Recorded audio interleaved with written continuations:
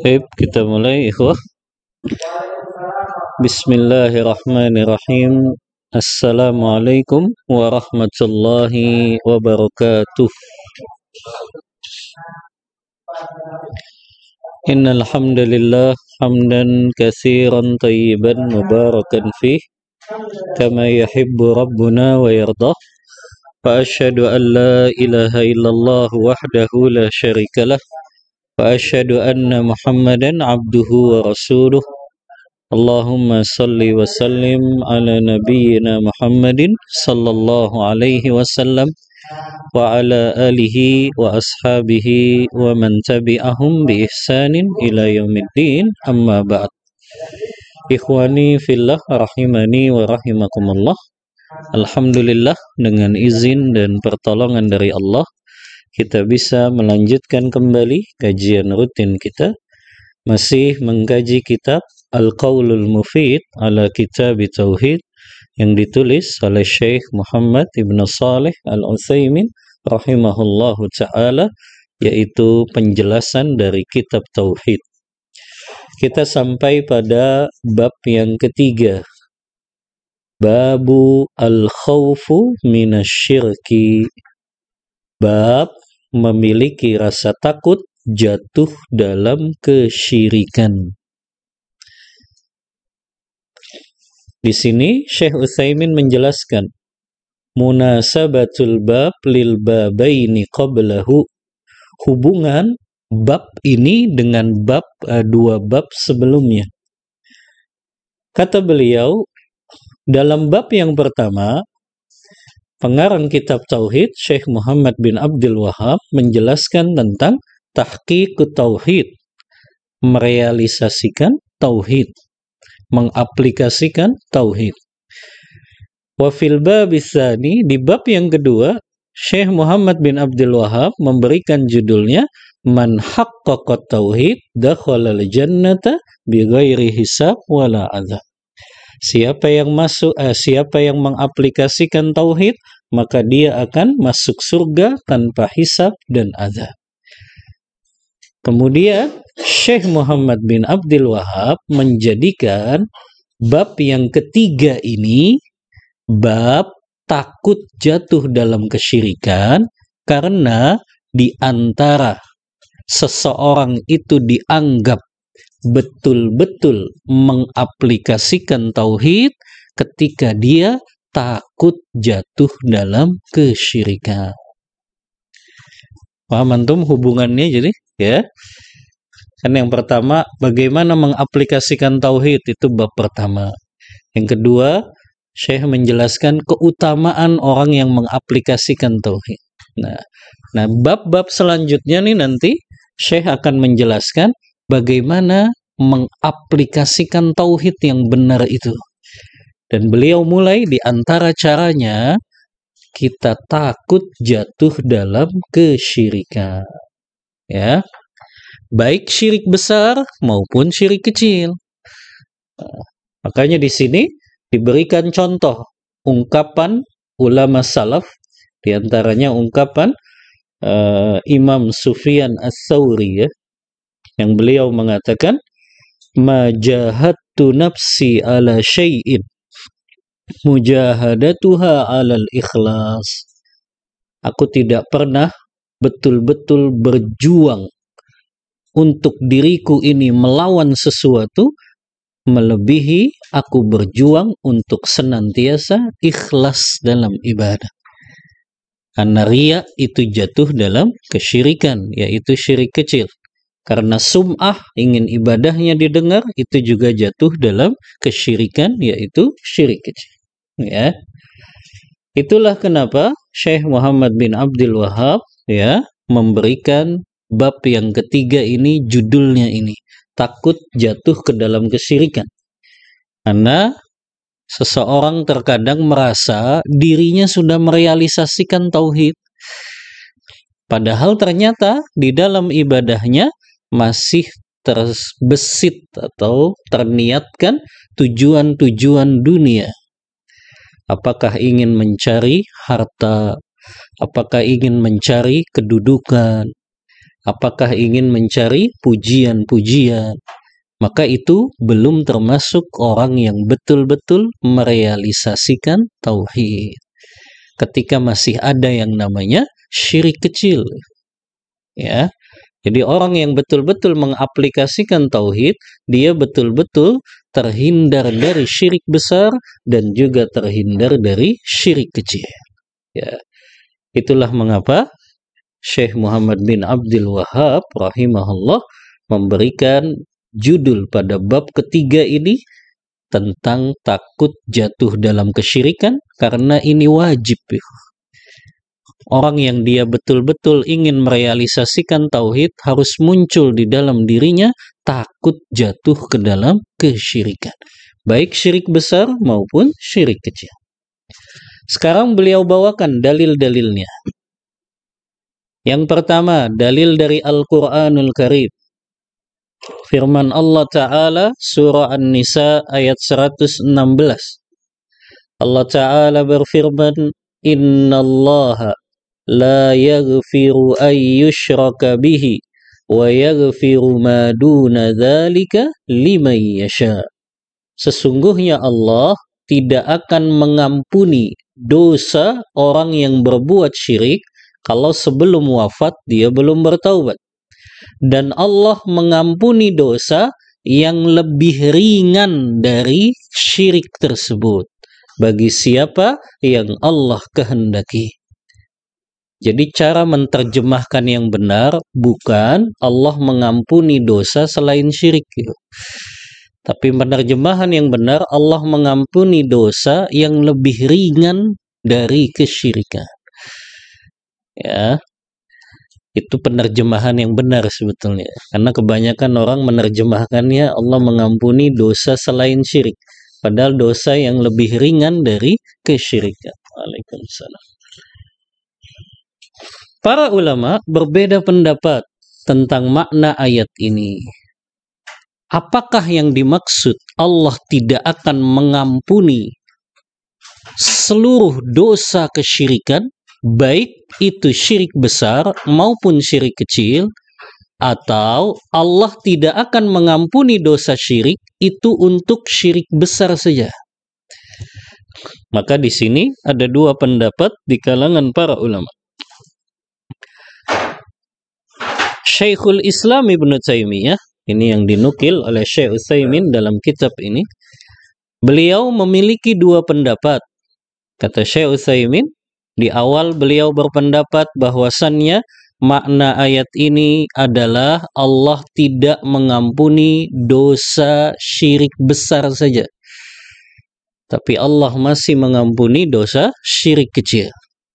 Namun, dalam perkataan Syekhul Islam Ibnu Taimiyah yang lain, beliau juga memiliki pendapat yang dimaksud ayat ini, Allah tidak akan mengampuni dosa syirik besar dan syirik kecil juga. Maka ini pendapatnya Syekhul Islam Ibnu Taimiyah, yang dimaksud ayat ini Allah tidak akan mengampuni dosa syirik, masuk di dalamnya syirik besar dan syirik kecil. Ya. Adapun pendapat mayoritas ulama, ya, bahwasannya yang dimaksud Allah tidak mengampuni dosa syirik di sini hanyalah syirik besar saja. Adapun syirik kecil tahta masyiatillah, berada di bawah kehendak Allah Ta'ala. Ini memang pendapatnya mayoritas para ulama yang dari Ahlus Sunnah wal Jamaah, ya. Karena ada perbedaan antara syirik besar dengan syirik kecil. Apa bedanya, Ikhwan? Apa bedanya syirik besar dan syirik kecil?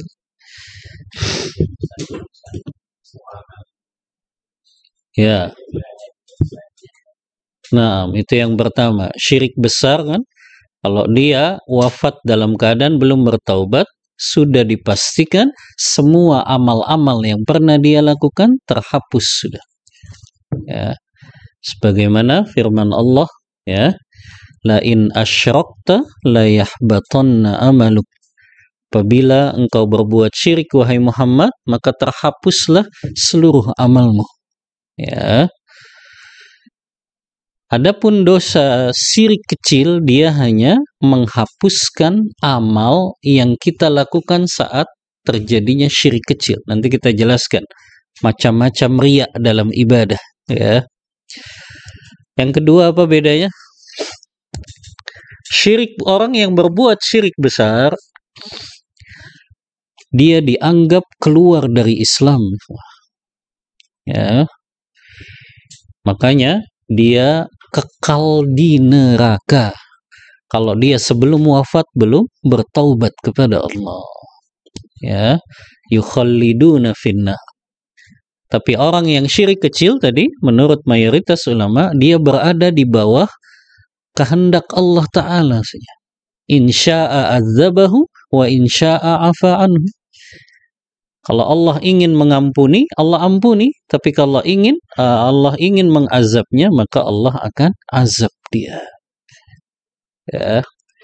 Maka di sini wallahu a'lam, kalau ana lebih menguatkan pendapat mayoritas para ulama bahwa yang dimaksud ayat ini Allah tidak akan mengampuni dosa syirik, yang dimaksud di sini adalah syirik besar, ya.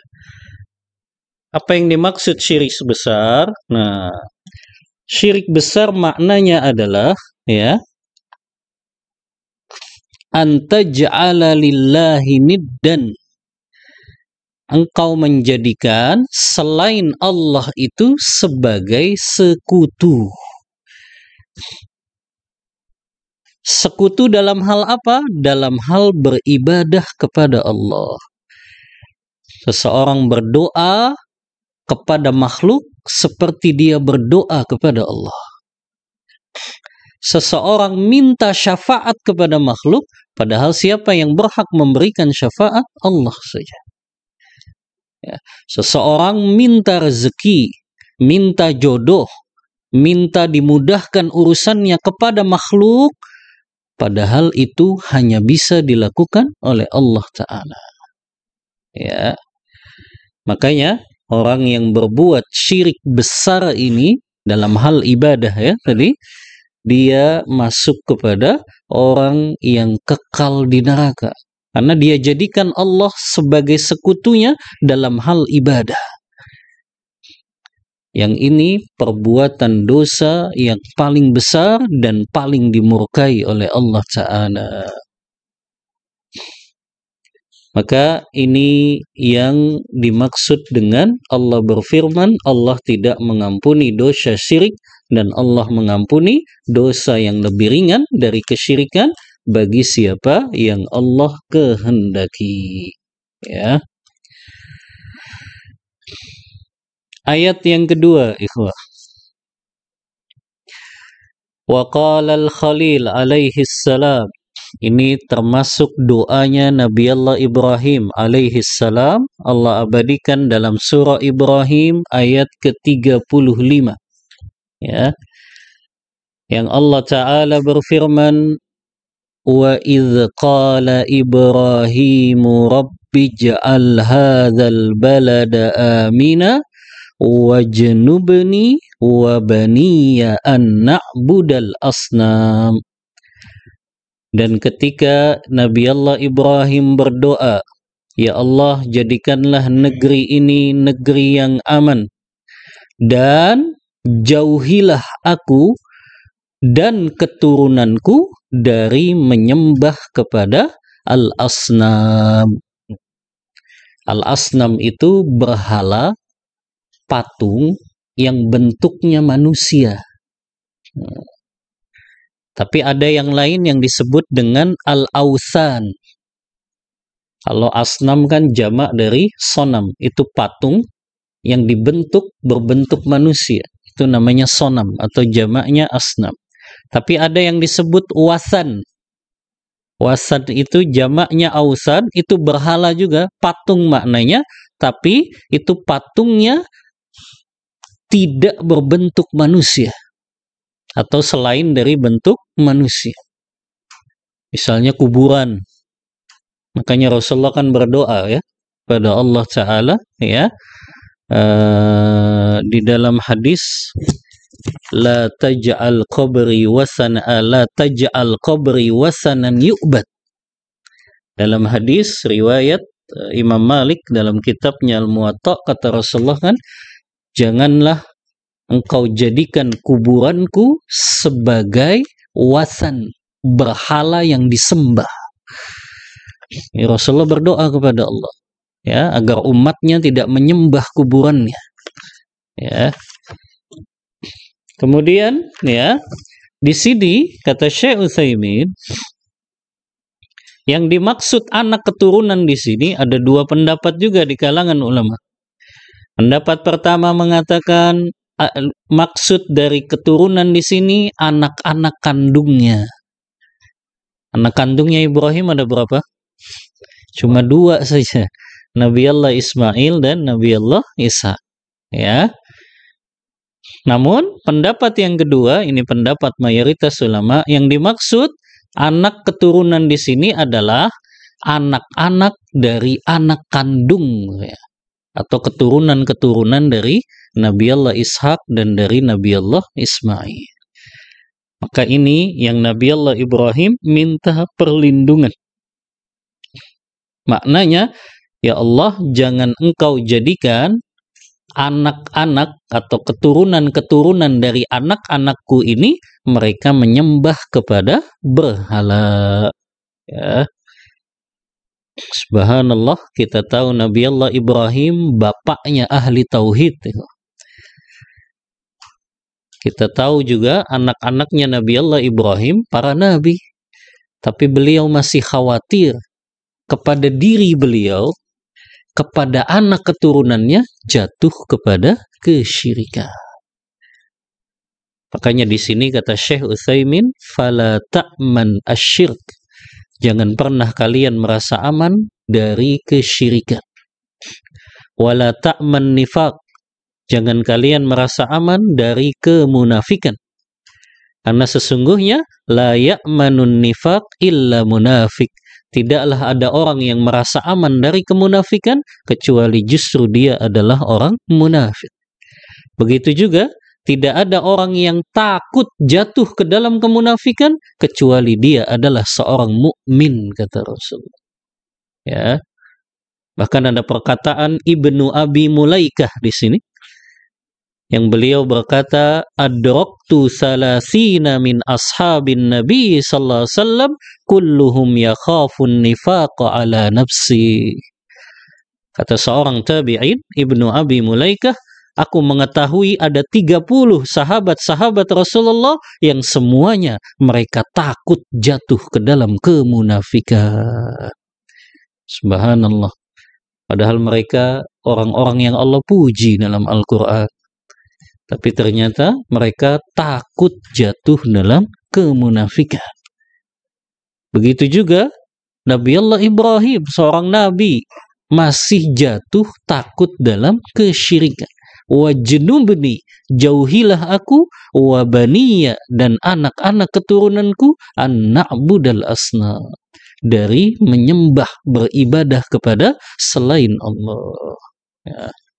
Ini kan luar biasa ya, teladan dari Nabi Allah Ibrahim yang beliau pun masih khawatir jatuh dalam kesyirikan.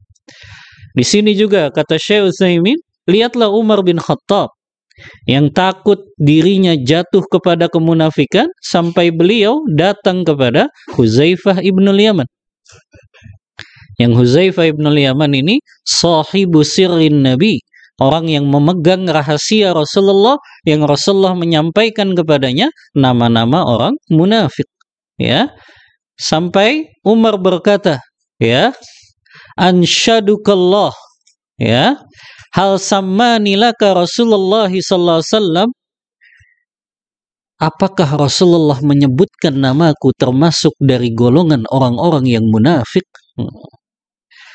Maka Huzaifah mengatakan, la, ya, tidak wahai Umar. Ya.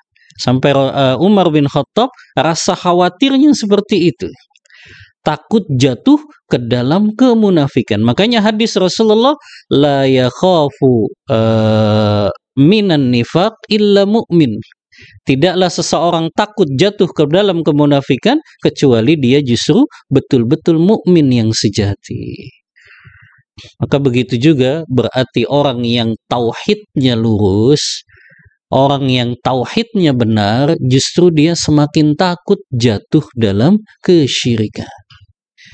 Karena kita sering terkadang juga tidak mengetahui kalau itu ternyata perbuatan syirik.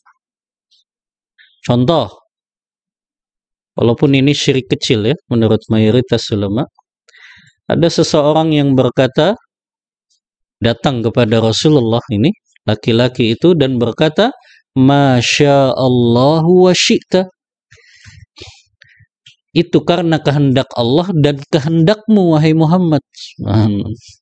Apa kata Rasulullah? Aja'altani lillahi niddan, apakah engkau jadikan aku sebagai tandingan Allah? Kan persoalan remeh tentang kata sambung saja, ya. Kalau bukan karena kehendakmu dan kehendak engkau. Nah, itu kan perkataan yang sering mungkin diucapkan kaum muslimin tanpa sadar. Ya, kalau bukan karena Allah dan karena Allah, kayaknya gue nggak bakal begini gitu. Kan begitu ya. Padahal itu jatuh ke dalam kesyirikan. Saya bersyukur kepada Allah dan bersyukur kepadamu, itu jatuh dalam syirik kecil. Gak boleh menggunakan kata dan, ya, karena itu sama dengan menyandingkan dengan Allah Ta'ala. Ya, makanya yang diperbolehkan adalah kata summa dalam bahasa Arab. Summa itu kemudian. Kalau bukan karena Allah Ta'ala, kemudian karena bantuanmu, nah itu baru diperbolehkan. Tapi menggunakan kata sambung dan, ini jatuh dalam syirik kecil, dan itu sering tidak disadari kaum muslimin. Ya, maka ini yang harusnya kita lebih hati-hati lagi. Itulah kenapa para ulama banyak membahas tentang masalah macam-macam syirik ini. Ya, supaya kita tahu bahwasannya apa saja itu perbuatan-perbuatan yang menjatuhkan kita dalam syirik besar atau syirik kecil. Karena kita nggak akan bisa merealisasikan tauhid dengan benar kecuali kita tahu lawannya, yaitu kesyirikan. Ya. Taib, ini diantara contoh saja di mana banyak kaum muslimin yang dia merasa aman dari syirik. Akhirnya apa? Dia jatuh dalam kesyirikan ketika dia merasa aman dari kesyirikan. Ya, begitu juga seseorang justru nggak mau mempelajari syirik. Karena kebanyakan yang kaum muslimin fahami, orang yang musyrik itu orang non-muslim saja. Kan begitu pemahaman kaum muslimin. Mereka nggak paham seorang muslim pun itu bisa jatuh dalam yang namanya perbuatan syirik. Makanya makna syirik itu seseorang di satu sisi menjadikan ibadahnya untuk Allah, tapi di sisi yang lain dia jadikan ibadahnya untuk selain Allah. Itu justru baru namanya musyrik.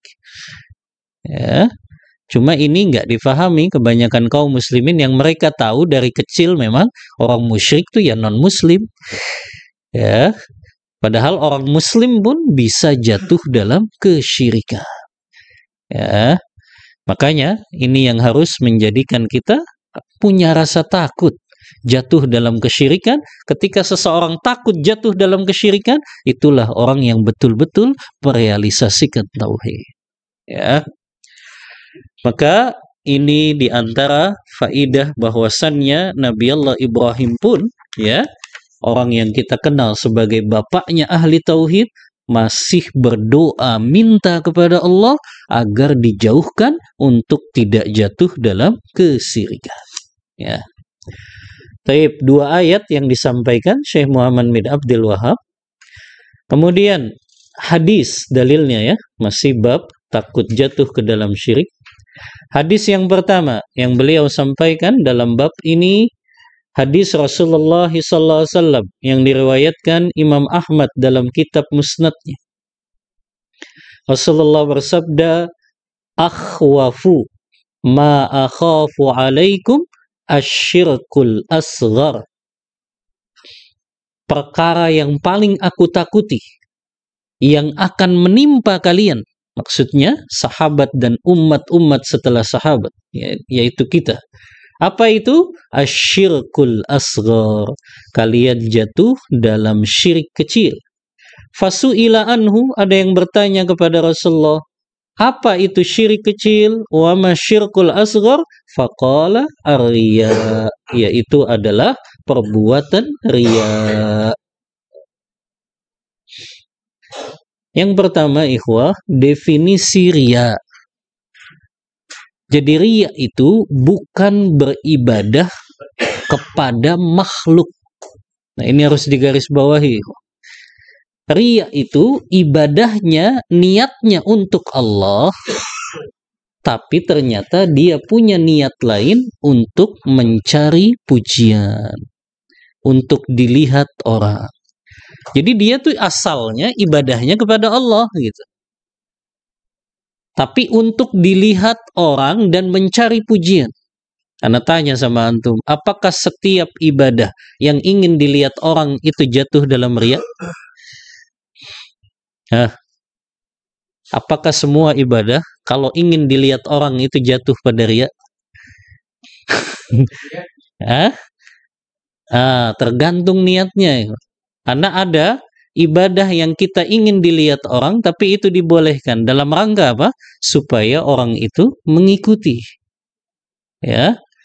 Dan dalam hadis Bukhari Muslim kan Rasulullah berkata itu. Ketika beliau mencontohkan bagaimana sifat salat yang benar, ya. Kemudian Rasulullah di akhir hadisnya berkata, fa'altu hadza, aku lakukan itu, ya, lita'tammu anni, agar kalian mengikutiku, wa ta'lamu an salati, dan kalian tahu bagaimana salatku. Jadi Rasulullah sengaja salatnya supaya dilihat orang. Untuk apa? Untuk agar mereka mengikuti, kan begitu. Ya. Maka ternyata riya itu, ya, bukan dilihat dari karena ingin dilihat orangnya. Tapi dilihatnya dari mana? Niatnya. Ketika orang ingin dilihat, ibadah ingin dilihat orang, tapi niatnya memang untuk cari pujian, dielu-elukan, mencari kedudukan di hati manusia. Nah, itu yang jatuh ke dalam riya. Tapi ada orang yang dia lakukan ibadah supaya dilihat orang, tapi niatnya supaya orang tahu ini loh cara yang benar dalam ibadah gitu. Ya. Terkadang mungkin ada seorang imam gitu ya, yang dia sholat, afwan, misalnya ada seseorang ngelihat makmum di sebelahnya kok kalau sujud ininya nempel gitu. Ya, ada kan ya, lengan ininya. Padahal ini termasuk yang dilarang oleh Rasulullah ya. Akhirnya dia sholat sunnah sengaja di sebelah orang ini, dan dia praktekkan sujud yang benar dengan posisi kedua tangannya tidak menempel di bumi.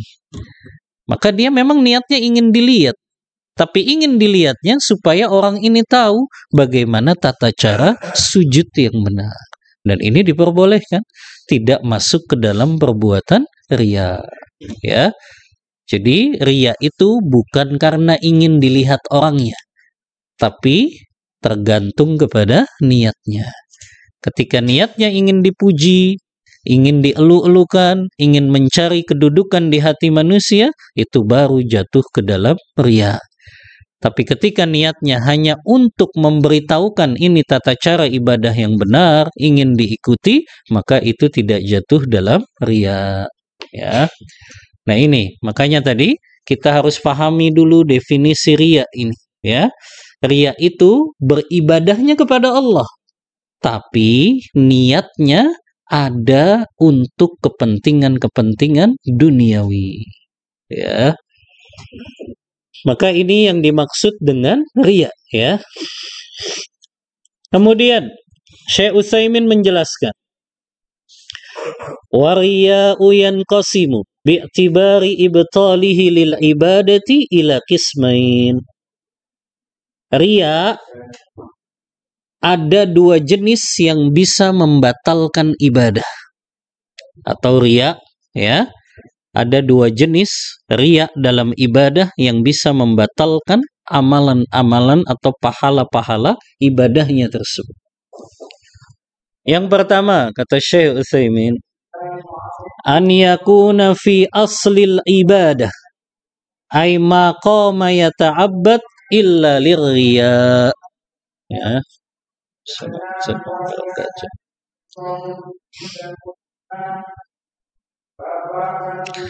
Yang pertama, riya dalam ibadah itu seseorang beribadah dari awal sampai akhir itu memang niatnya riya. Ada orang sholat sunnah itu ya, setelah sholat fardu, dari mulai dia takbiratul ihram sampai dia salam, memang niatnya ingin dilihat orang sebelahnya dan supaya orang sebelahnya muji dia. Akhirnya dari takbiratul ihram ya, dia seolah-olah begitu khusyuk, Allah, lama sekali. Kemudian sambil berpura-pura menangis gitu ya, sampai akhirnya dia lamakan sholatnya ya. Jadi dari awal takbiratul ihram sampai salam itu adalah riya saja yang dia lakukan. Nah ini jenis yang pertama. Kalau orang seperti ini, maka sudah jelas amal ibadahnya terhapus seluruhnya. Ya. Ini jenis yang pertama, riya dalam ibadah. Dari awal ibadah sampai akhir ibadah itu memang dia lakukan hanya untuk mencari pujian. Ini jenis yang pertama. Jenis yang kedua, an yakuna riya tari'an 'alal ibadah, ai anna aslal ibadati lillah lakin tara'a 'alaiha riya. Jenis yang kedua, orang ini ketika dia beribadah asalnya dia ikhlas. Di tengah-tengah ibadah muncul riya. Ada seseorang misalnya, dia masuk masjid, sholat tahiyatul masjid. Awalnya rakaat pertama dia ikhlas, karena nggak ada orang di masjid. Gitu. Tiba-tiba datang orang. Rakaat kedua muncul tuh riya. Jadi rakaat pertama ikhlas. Rakaat kedua datang orang, muncul tuh riya. Pengen dipuji, ya, pengen supaya dilihat sholatnya. Maka yang seperti itu Gimana sholatnya? Terhapus tidak pahalanya? Atau setengah-setengah? Satu diterima, satu enggak? Ah, gimana jenis yang kedua ini? Hah? Hah? Tergantung. Nah, kata Syekh Utsaimin, kalau kondisinya seperti ini ada dua ya, rincian kata beliau. Ya. Yang pertama, ya, seseorang itu ya, kata Syekh Utsaimin, an yakuna ya, akhir ibadah mabniyan ala awwaliha ya. Jadi Syekh Utsaimin membedakan nih, wah, ada ibadah yang dia ya dibangun di awalnya dengan keikhlasan dan diakhirinya dengan ria. Maka tergantung keadaannya nih ya, jenis yang kedua ini. Yang pertama, orang ini dia bangun dari keikhlasan kan tadi, di rakaat kedua muncul ria. Kalau ternyata orang ini bisa melawan riaknya dan di akhir sholatnya dia tetap bisa ikhlas, maka tetap diterima pahala sholatnya. Ya, ini keadaan yang pertama. Adapun keadaan yang kedua, orang ini awalnya ikhlas, kemudian di tengah-tengah muncul ria dan dia nggak bisa melawan itu. Nah, maka Syekh Utsaimin juga merinci lagi. Apakah ibadah itu adalah ibadah yang satu kesatuan atau ibadah itu yang berbeda? Itu nanti bingung, ada spidol nggak?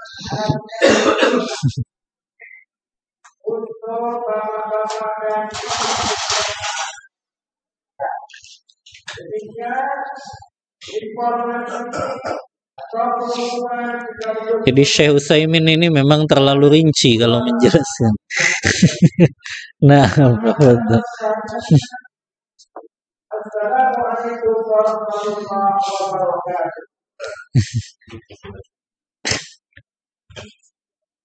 Jadi begitu detail karena beliau kan mensyarah ya, makanya.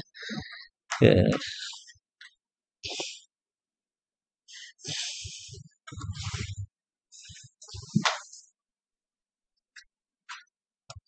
Jadi riya dalam ibadah itu ada dua jenis tadi ya. Riya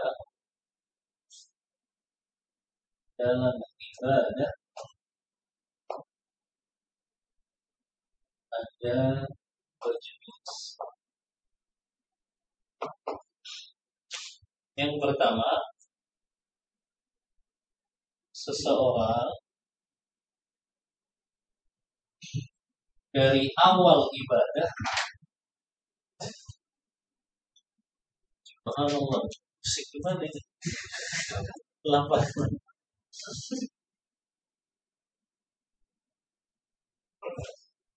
Sampai akhir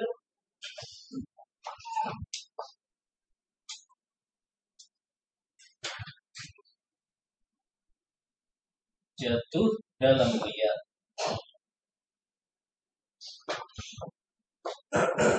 Nah ini ya, yang pertama tadi. Dari dia takbiratul ihram sampai salam isinya riya saja sholat. Yang kedua, seseorang di awal ibadah dia ikhlas,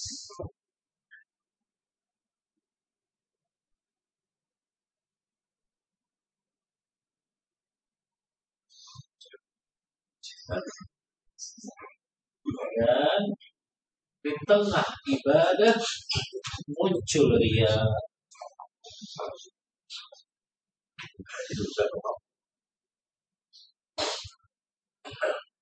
Nah,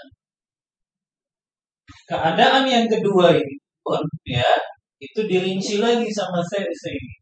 Ya. Di tengah ibadah muncul ria. Kemudian kata Syekh Utsaimin, ini pun ada dua kondisi.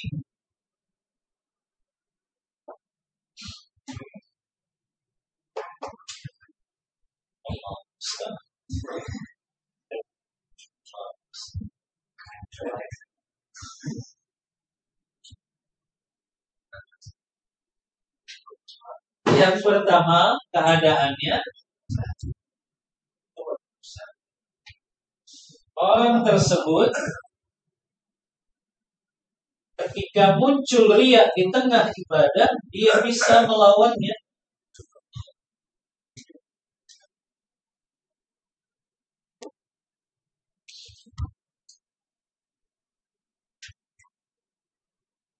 Dia bisa melawannya, dan di akhir ibadah dia tetap ikhlas.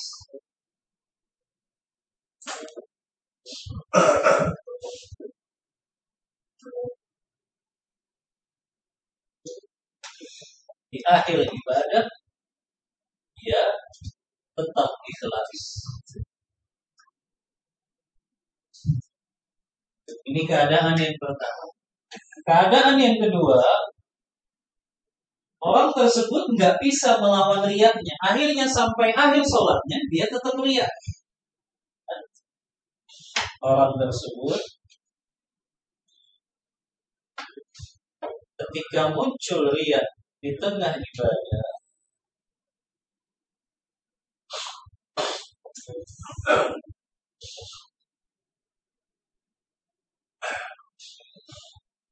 dia nggak mampu melawan riyanya.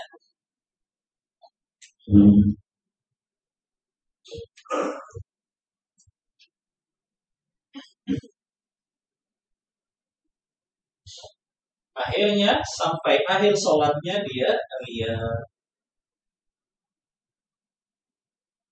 Akhirnya di akhir sholat dia tetap riya.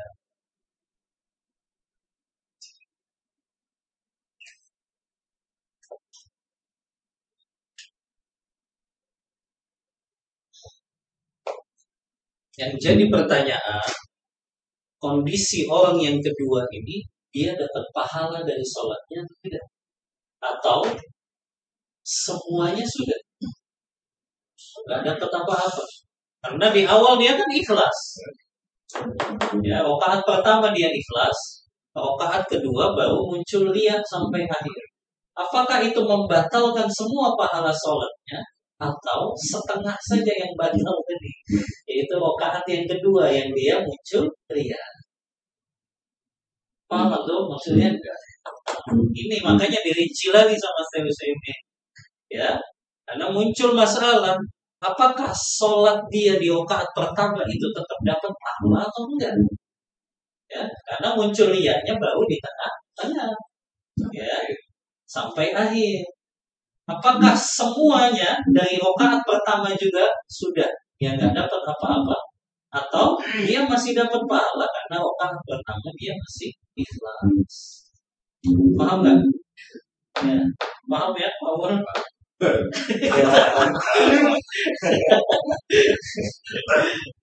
Yang dipertanyakan kan dapat pahalanya. Iya. Nah ini kan belum dijawab. Iya, maksudnya paham maksudnya pertanyaannya. Ya, apakah dia tetap dapat pahala karena di rakaat pertama dia ikhlas, atau sudah dia nggak dapat pahala juga karena di akhirnya riya? Maka di sini Syekh Utsaimin merinci. Ya. Yang pertama kata beliau, tergantung dari jenis ibadahnya. Kalau ibadah itu satu kesatuan, seperti sholat, ya, itu kan satu kesatuan. Kalau ibadah itu satu kesatuan, kalau di akhirnya rusak, maka awalnya juga rusak. Ini bila ibadah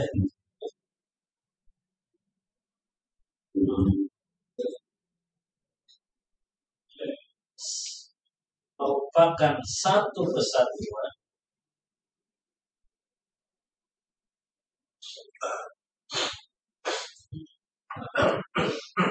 maka bila rusak akhirnya, maka awalnya juga rusak.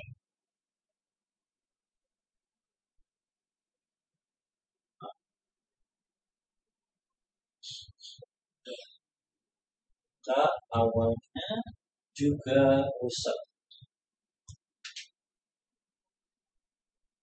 Jadi nggak bisa, karena dia rakaat pertamanya ikhlas, dia tetap dapat pahala. Karena ibadah sholat itu satu kesatuan. Ketika di akhirnya rusak, maka awalnya juga menjadi rusak dan orang itu nggak dapat pahala. Ya, itu ketika ibadahnya satu kesatuan seperti sholat. Ya. Tapi ada ibadah yang kedua, ibadah itu bukan satu kesatuan, tapi terpisah-pisah. Ya, contoh, ada orang punya duit 20.000, dia bagi kepada 4 orang 5.000, 5.000. 5.000 kepada orang yang pertama, dia ikhlas. 5.000 pada orang yang kedua ikhlas. 5.000 untuk orang yang ketiga dan keempat muncul ria. Karena ingin dilihat sama orang yang pertama dan orang yang kedua. Nah, kalau ibadahnya seperti ini bukan satu kesatuan, kata Syekh.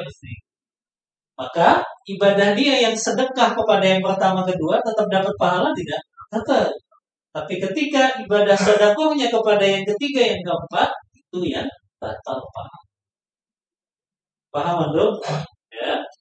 Maka itu yang dimaksud ibadahnya bukan satu kesatuan. Bila ibadah itu bukan satu kesatuan,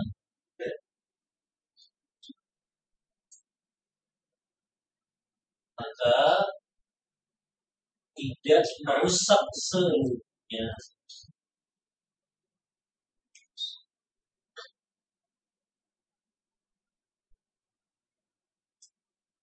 Ini dirinci oleh Syekh Utsaimin berkaitan dengan masalah riya. Ya. Ketika ibadah itu satu kesatuan, walaupun di awalnya ikhlas, tapi tetap itu akan merusak kalau di akhirnya itu muncul riyanya. Tapi kalau ibadah itu bukan satu kesatuan, baru itu tidak merusak keseluruhannya. Ya. Maka inilah bahaya riya, ikhwah, apalagi dalam sholat, ya. Yang sholat itu ibadah yang satu kesatuan. Kalau kita sudah rusak, ya, di bagian apakah ya di akhirnya tadi rusak, maka itu akan merusak awal-awal sholat kita, walaupun awalnya itu kita mulai dengan keikhlasan. Ya. Baik, sampai hadis ini dulu. Tadi sodakoh, ya. Tadi orang punya 20.000, dia bagi 4, 5.000, 5.000 kan? Orang yang pertama dia kasih 5.000, dia ikhlas. Orang yang kedua ikhlas. Orang yang ketiga dan keempat muncul ria. Ingin dilihat sama orang pertama dan kedua. Maka orang yang pertama dan kedua dia tetap dapat pahala dari sodakohnya. Hanya sodakoh dia kepada yang ketiga dan keempat itu yang batal pahalanya. Karena muncul riya tadi. Itu enggak satu kesatuan ibadahnya. Taib, sampai hadis pertama dulu ya. Insyaallah kita lanjut di pertemuan selanjutnya. Hadis kedua dan ketiga. Sampai hadis keempat ya. 2, 3, 4 hadis dalam bab ini kita lanjut di pertemuan selanjutnya. Wallahu ta'ala a'lam bissawab. Wa sallallahu ala nabiyyina Muhammadin wa ala alihi wa sahbihi wasallam. Tafadhal. Nah, silakan. Dari kanan dulu ya, Pak Susilo. Kanan ana maksudnya gitu.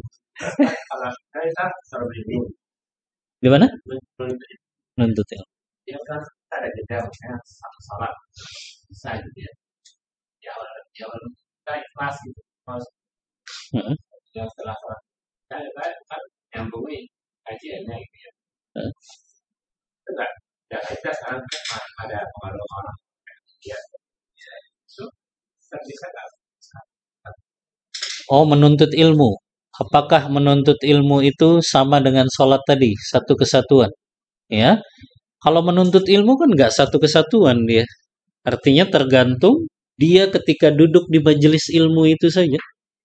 Di awal mungkin, ya, muncul perasaan nggak ikhlas, ya, karena mungkin ingin dilihat, ingin ini, ya. Tapi semakin lama dia menuntut ilmu, itu penuntut ilmu akan terbimbing untuk senantiasa ikhlas. Memang kebanyakan dulu kan juga para ulama seperti itu. Di awal-awal mereka kebanyakan ingin meraih kemuliaan karena dulu kedudukan yang paling tinggi itu orang yang punya ilmu. Di zamannya para ulama ya. Makanya mereka kadang muncul itu di awal-awal. Tapi kan dijelaskan ketika semakin lama mereka menuntut ilmu, hilang keinginan itu. Lama-lama mereka menjadi semakin ikhlas untuk memudahkan jalannya menuju surga Allah. Jadi itu gak satu kesatuan tadi, beda dengan dalam sholat tadi. Ya. Wallahu ta'ala a'lam bishawab. Kita naik kereta api, langsung ayat.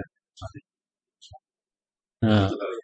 Atau lama naik bis kan, sekarang kita naik Kerawang, selamat. Ya Kerawang ke Purwakartanya kan, karena nggak ikhlas aja nggak selamat. Masya Allah, Pak Mul buat analogi.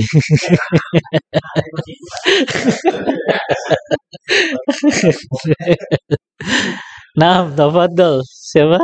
Sebelah bawah. Ya. Pada saat yang tadi cerita tadi, yang ria dalam sholat Ustaz. Kalau ini dibalik, awalnya tidak ikhlas Ustaz. Dipaksakan. Jadi ujungnya bisa di sholat mungkin berilham gitu. Jadinya ikhlas Ustaz. Oh iya, dibalik ya. Awalnya justru ria, tapi ternyata di akhirnya itu keikhlasan. Nah di sini Syekh Utsaimin sebetulnya menjelaskan juga kalau seperti itu maka dilihat dari akhirnya, akhir dari sholatnya tersebut. Kalau memang dia ikhlas, berarti itu menjadikan diterima amalnya.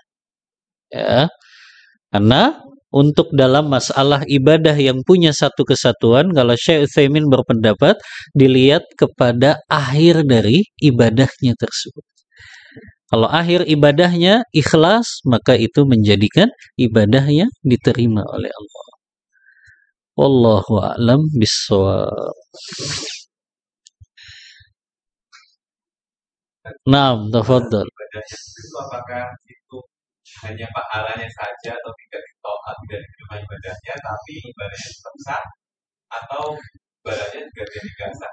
Dalam hal ini misalnya yang wajib-wajib sah. Kalau tadi sunnah mungkin ya maksudnya nggak kalaupun dia kan nggak dihukum nggak berdosa karena itu sunnah, tapi kalau misalkan itu wajib seperti sholat wajib gitu, apakah jadi sholatnya jadi tidak sah, jadi harus pulang atau bagaimana? Iya. Kalau bicara dalam masalah riya, itu kan nggak masuk ke dalam rukun sholat dan syarat sahnya sholat. Jadi secara hukum fikih, selama memenuhi rukun-rukun dan syarat sah sholatnya, ya dia tetap sah sholatnya. Tapi yang jadi masalah, dia dapat pahala atau tidak dari sholatnya. Ketika muncul riya, nah itu yang menghapuskan pahalanya, tapi tidak membatalkan sholatnya. Maka nggak perlu diulang, ya. Orang yang dia qadarullah ternyata ada unsur ya-nya di dalam dia melakukan sholat, ya dia bertaubat kepada Allah. Ya, karena secara hukum ya sudah sholatnya sah selama rukun dan syarat sah sholatnya terpenuhi. Hanya dia bisa nggak dapat pahala ketika muncul riya-nya tersebut. Jadi nggak batal secara hukum fikih, hanya dia membatalkan pahala yang didapatkan. Ya. Makanya wajibnya bertaubat. Bertaubat, ya. Hah? Iya berdosa. Iya, dia nggak dapat pahala plus dapat dosa.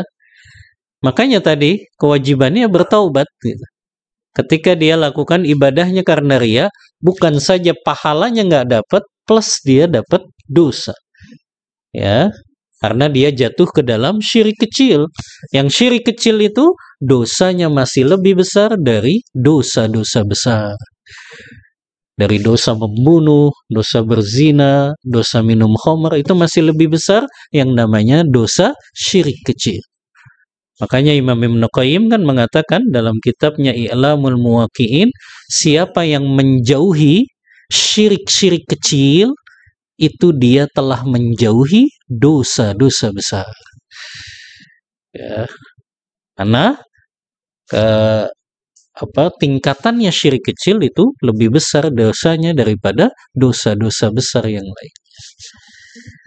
Wallahu ta'ala a'lam bis-shawab. Naam, tafadhal Pak Susilo.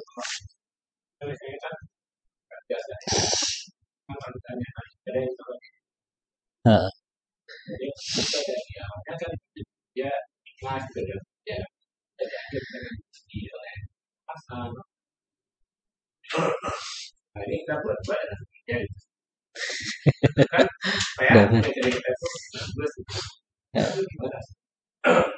Iya, jazakallah khairan. Pertanyaan yang bermanfaat.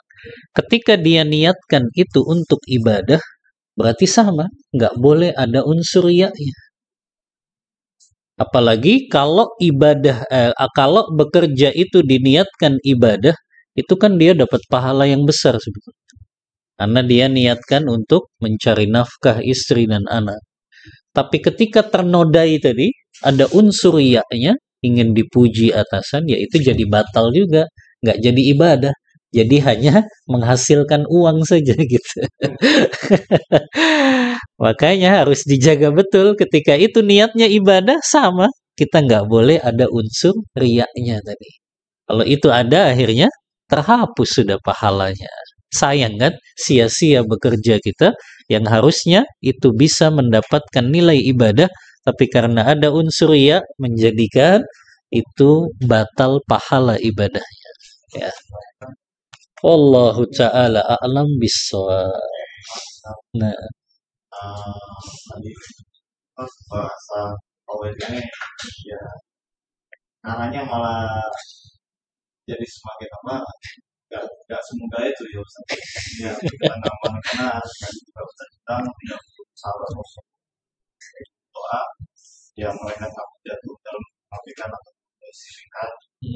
Selain itu dapat bahasa sholat juga.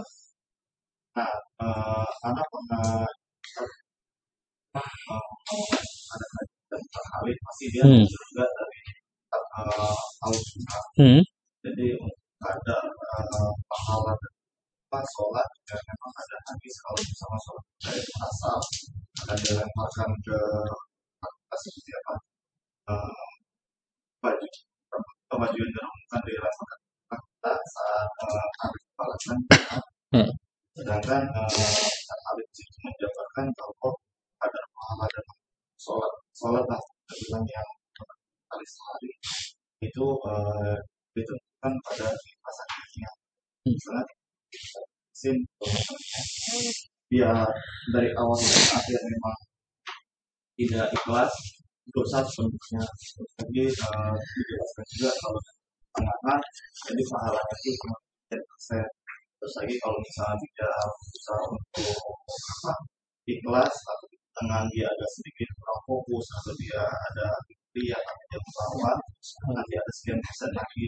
Nah, itu kalau penjabaran seperti apa bisa karena gitu. Jadi kalau ada riyaknya dia masih dapat pahala gitu. Penjabaran ya tergantung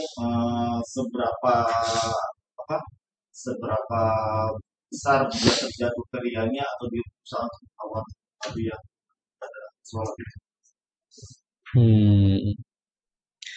Iya, wallahu a'lam. Kalau kita lihat dari penjelasannya Syekh Utsaimin itu kan dilihat dari akhir salatnya. Ya. Ketika dia awalnya ikhlas, ya, tapi di akhirnya ternyata riya, ya sudah, yang awalnya juga terhapus. Nggak dapat pahala apa-apa dan dia dapat dosa. Karena ibadah salat itu satu kesatuan. Tapi wallahu a'lam, kalau Ustaz Khalid menukil ada pendapat yang lain, Anda belum mendapatkan pendapat yang memang selain ini saja. Artinya, kalau yang dimaksud sholatnya itu nggak sempurna, dia kurang khusyuk, iya, dia masih dapat pahala gitu. Atau ketika dia sholat, dia pikirannya kemana-mana, ya, dia tidak faham dengan apa yang dia baca, iya, dia tetap dapat pahala. Tapi ketika itu yang menimpanya adalah riya, ya sudah jelas, ya, itu membatalkan pahalanya seluruh. Maka ditetapkan di akhir dari dia sholatnya tersebut. Gitu. Wallahu ta'ala a'lam bissawab. Begitu. Ada lagi, ikhwah?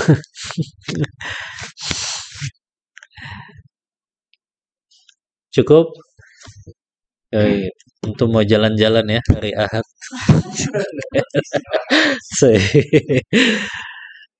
Taib, kita cukupkan kajian kita pada pagi hari ini. InsyaAllah kita lanjutkan pembahasan Al-Qaulul Mufid ala Kitab Tauhid di pertemuan selanjutnya. Wallahu ta'ala a'lam bissawab wa sallallahu ala nabiyyina Muhammadin wa ala alihi wa sahbihi wasallam. Kita tutup kajian kita membaca doa kafaratul majlis. Subhanakallahumma wa bihamdika asyhadu an la ilaha illa anta astaghfiruka wa atubu ilaik. Walhamdulillahi rabbil alamin. Wassalamualaikum warahmatullahi wabarakatuh.